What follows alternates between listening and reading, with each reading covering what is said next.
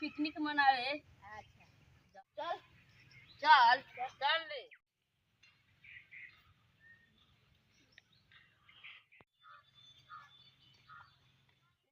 ए हवियाल कतरा हवियाल खिला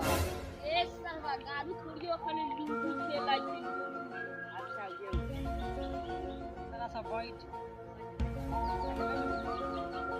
सारा घर ना मोबाइल सारा खेले के थोड़ी से मोबाइल नया साल हो चल बिस्मा पड़े उनका बाटे को चुरा के जाए के मसाला मसाला क्यों मतलब हम फेंक दे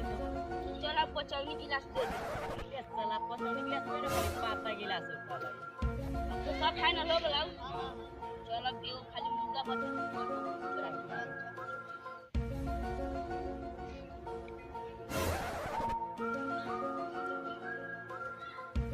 साला हमर पार्ट खोल दे लगा है रे तेरे साले गान कंट्रोल कर साले मुर्गा चला चुरा गई मत कंट्रोल ना है चल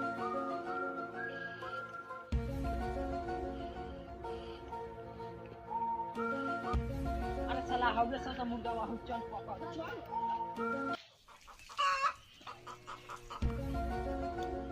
चल सब भाग लो देखो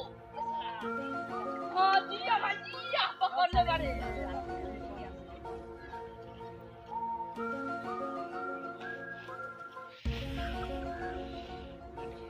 अरे अब तो सामान तक कुछ नहीं छूटा है देख करू तो छूट गेलो होय ले आ साला होय को खो गई इस साला दारू खान में सारा हई देख कर साला ले गाल पर हई सारा पुलिस पकड़ दे तो सारा मार के न गाड़ डाले मुंह निकाल देतो जाय देने साला के नु का के पी लेवल जाई। अरे साला खोपचा हो केने खोपचा साला हम न इतना तक खोपचा है चल साला एकरा के कुछो करल जाओ एकर त हम पचौनी खबो चल साला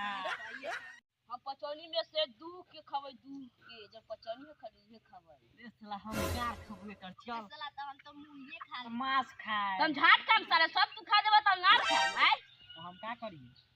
हां तुम्हें बता साला हम पकड़ लिए तो हम खाम सीना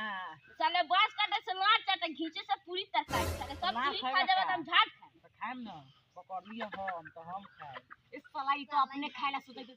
मसाला के मसाला ई खा हमनी के मीट ना खिला मसाला